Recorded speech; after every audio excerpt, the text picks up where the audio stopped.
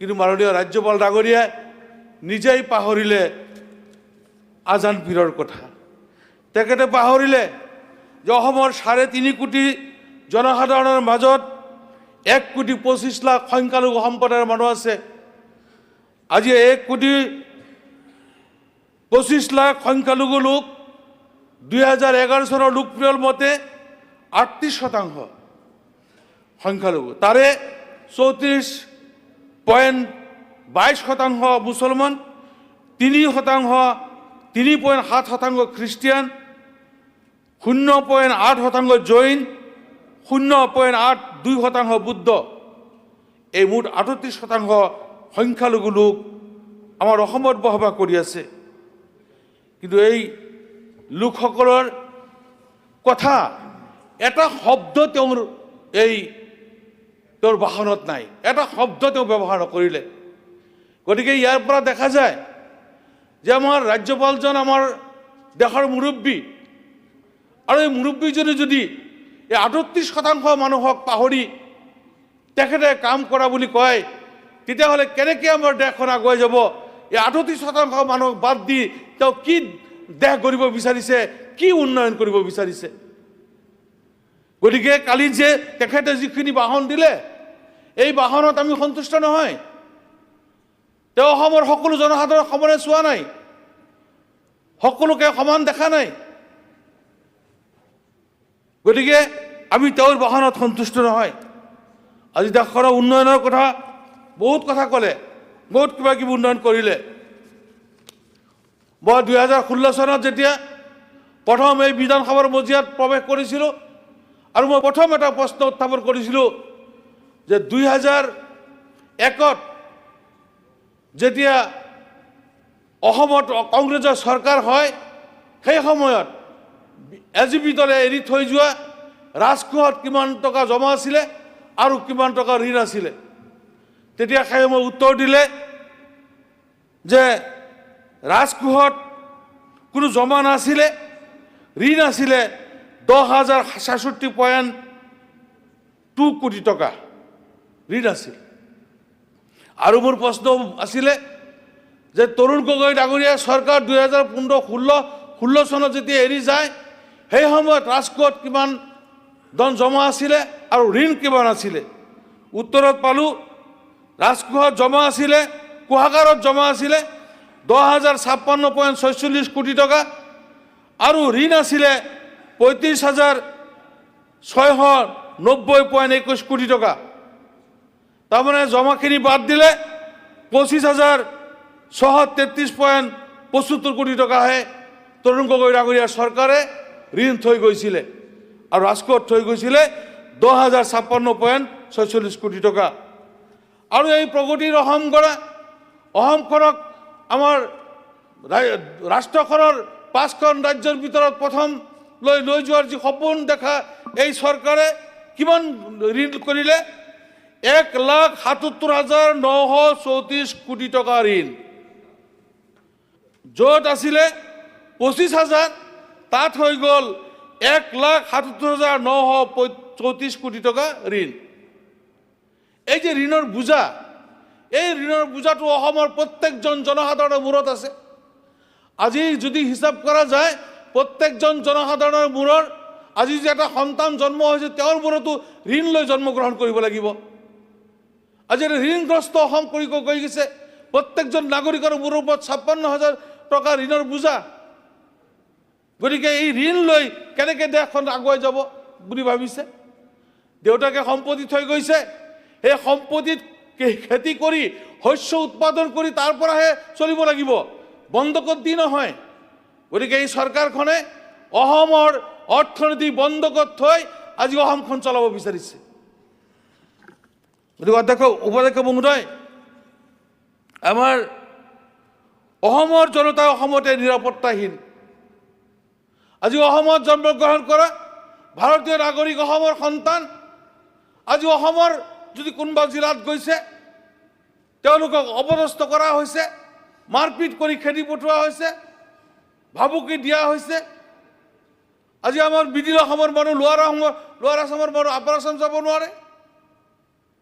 এটা ঘৃণাৰ ৰাজনীতি বিয়পাই আজি অসমখন এটা ঘৃণা ৰাজনীতিলৈ পৰিণত কৰি দিছে কিয় অসমৰ নাগৰিক হিচাপে আপাৰ আছাম যোৱাৰ অধিকাৰ নাই নেকি আৰু এই অধিকাৰ খৰ্ব কৰি যেতিয়া মানুহক অত্যাচাৰ কৰিছিলে মাৰপিট কৰিছিলে খেদি পঠিয়াইছিলে মই Golaghat SP Golaghat DC Sivasagar SP Sivasagar DC email যোগে মই পঠাইছিলোঁ যে এইটো আইন বিৰুদ্ধ কাম হৈছে এইটো একশ্যন ল'ব লাগে কিন্তু আজিলৈকে গোলাঘাট ডিচি গোলাঘাট এছপি গোলাঘাট আপোনাৰ শিৱসাগৰ ডিচি এছপিয়ে কোনো ধৰণৰ একশ্যন নল'লে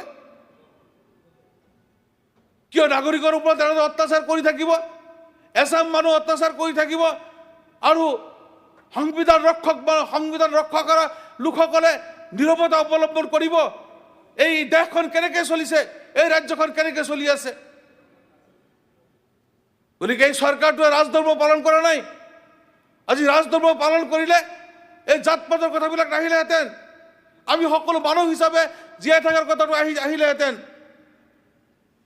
আমি হয় কোনোবা হিন্দু কোনোবা মুছলমান কোনোবা জৈন কোনোবা খ্ৰীষ্টান কিন্তু প্ৰকৃতত আমি এজন মানুহ আমি এটা মানৱ সমাজ গঢ়িব লাগিব আৰু সেই মানৱ সমাজ গঢ়াত ব্যৰ্থ এই চৰকাৰ অকল সাম্প্ৰদায়িকতাৰ নামত ভাগ বাতৰা কৰি এই অসমখনক দুৰ্দশালৈ গতি কৰিছে এই চৰকাৰটোৱে গতিকে আমি এনেকুৱা অসম নিবিচাৰোঁ আমি এনেকুৱা অসম বিচাৰিম আজি আমাৰ মহাপুৰুষ শংকৰ মাধৱ আজান ফকীৰে দেখুৱাই যোৱা আদৰ্শৰ অসম সেই অসম আমি বিচাৰোঁ যিটো অসমত নাথাকিব কোনো ধৰণৰ ভাতৃঘাতী সংঘৰ্ষ যি অসমত নাথাকিব কোনো ধৰণৰ হিংসা বিদ্বেষ যি অসমত নাথাকিব কোনো ধৰণৰ বিভেদ মাত্ৰ শান্তি আৰু প্ৰেম প্ৰীতি ভাতৃত্ব সেই অসম আমি বিচাৰোঁ আৰু সেই অসম আমাৰ গঢ়িব লাগিব গতিকে এইবিলাক নাইকিয়া কৰিব লাগিব যাতে আমাৰ কোনো মানুহ ক'ৰবাত গৈ ক'ৰবাত অপদস্থ হ'ব লগা নহয় সেই তেনেকুৱা পৰিৱেশ আমি সৃষ্টি কৰিব লাগিব উপাধ্যক্ষ মহোদয় আজি আমাৰ বিভিন্ন ক্ষেত্ৰত যদি দেখা যায় এই যে আমাৰ যিবিলাক উন্নয়নমূলক আঁচনি এই উন্নয়নমূলক আঁচনিবিলাকো সফল ৰূপায়ণ কৰিব পৰা নাই এই চৰকাৰটো শ্লোগান দিছিলে হৰ ঘৰ নল হৰ ঘৰ জল প্ৰত্যেক ঘৰতে নল আৰু প্ৰত্যেক ঘৰতে জল দিব আজি কিমান ঘৰত জল দিব পাৰিছে আজি আমাৰ নগাঁও সংমণ্ডলত 711টা আঁচনি আছে আমাৰ ঢিং সংমণ্ডলত 292টা আঁচনি আছে আৰু তাৰে মাত্ৰ কেইটা 243টা আৰু ইফালে 107টা মানে প্ৰায় 300ৰ ওপৰত 300 আঁচনি তেওঁলোকে অসমাপ্ত কৰি থৈ দিছে আঁচনিসমূহ কাম আৰম্ভ কৰি আজি আমাৰ মাটিদাতাসকলে মাটি দিছে সেই মাটিটো কাম আৰম্ভ কৰি এনেদৰে পেলাই থৈ দিছে মানুহে নাই পোৱা পানী আৰু যিজনে মাটি দিছে তেওঁতো মাটি দিলে এনেই পৰি আছে এই হৰ ঘৰ জল হৰ ঘৰ নল এইটো সম্পূৰ্ণ ব্যৰ্থ এটা আঁচনি পানী যোগান দিব পৰা নাই আমাৰ নাগৰিকসকলক আৰু যিসকল ঠিকাদাৰে এইবিলাক কাম কৰিছিলে আজি ঠিকাদাৰবিলাক হাহাকাৰ পানীত হাঁহ নচৰা অৱস্থাত ভুগি আছে ধাৰ ঋণ কৰি বেংকৰ পৰা টকা লৈ যেতিয়া কামবিলাক কৰিছে আৰু পইচাবিলাক পোৱা নাই এতিয়া বেংকৰ সুদ কেনেকৈ ভৰিব এতিয়া নিজৰ ম্যাদী পট্টাৰ মাটি পিতৃয়ে থৈ যোৱা ম্যাদী পট্টাৰ মাটিও বিক্ৰী কৰি কোনোবা কণ্ট্ৰেক্টৰে বেংকৰ সুদ দিব লগা হৈ আছে গতিকে এনেকুৱা এটা পৰিৱেশলৈ ঠেলি দিছে গতিকে এই যিসকল ঠিকাদাৰ আমাৰ অসমৰ সন্তান অসমৰ যুৱক যিসকলে পেটৰ টাউনত আজি ঠিকাদাৰৰ কাম কৰি আছে সেইসকলক এই কামৰ এই পইচাখিনি নিদিয়াৰ কাৰণে এটা হাহাকাৰ পৰিৱেশ সৃষ্টি হৈছে গতিকে এই চৰকাৰে এইটো বিবেচনা কৰি তেওঁলোকৰ ঠিকাদাৰসকলক পইচাখিনি দিব লাগে আজি পিডাব্লিউডি ৰাস্তাবিলাকৰ কাম দিছে ৰাস্তাৰ কাম কৰি আছে পইচা দিয়া নাই আধৰুৱা কৰি পেলাই থৈ দিছে যাতায়াতৰ যাতায়াতৰ অৱস্থা বেয়া মানুহ অহা যোৱা কৰিব নোৱাৰে গতিকে ঠিকাদাৰক কামটো দিয়াৰ পিছত কাম কৰি আছে পইচাটো দিব লাগে সেই পইচাটো চৰকাৰে দিয়া নাই কেনেকৈ উন্নয়ন সাধি আছে কেনেকৈ উন্নয়ন হৈ আছে আমাৰ অসমত আজি 15 ফাইনেন্সত প্লিজ কনক্লুড 15 ফাইনেন্সত চেণ্ট্ৰেল গভৰ্ণমেণ্টৰ পৰা যিটো টকা আহে পঞ্চায়তত দুটা ভাগত দিয়ে এটা টাইট আৰু এটা আনটাইট আনটাইট ফাণ্ডটো পঞ্চায়তে খৰচ কৰিব পাৰে টাইট ফাণ্ডটো ৰাখি থৈ দিছে আপোনাৰ জলমিত্ৰসকলক পাৰিতোষিক দিয়ে আৰু কাৰেণ্টৰ বিল দিয়ে। এইখিনি দিয়াৰ পিছত বহু টকা জমা হৈ আছে। সেই পইচাখিনি খৰচ কৰাৰ কাৰণে যদি পঞ্চায়তক সুবিধাটো দিলেহেঁতেন, তেতিয়াহ'লে পঞ্চায়তে উন্নয়নমূলক কাম কৰিব পাৰিলেহেঁতেন। সেই পইচাটো জমা ৰাখি উন্নয়নমূলক কামৰ পৰাও বঞ্চিত কৰি থৈ দিছে। Thank you. গতিকে এনেধৰণৰ উন্নয়ন এনেকৈ নহ'ব। গতিকে উন্নয়ন কৰে আমাৰ সঠিকভাৱে আমাৰ আঁচনিখিনি ৰূপায়ণ কৰাৰ কাৰণে চেষ্টা কৰি ব্যৱস্থা ল'ব লাগিব। Thank you. আৰু আপোনাৰ জৰিয়তে মই চৰকাৰক সেৱাত এটা অনুৰোধ জনাব বিচাৰিছোঁ যে আমাৰ অসমৰ হিংসাৰ ৰাজনীতি বিৰত থাকক, হিংসাৰ ৰাজনীতি যাতে আৰু নহয়।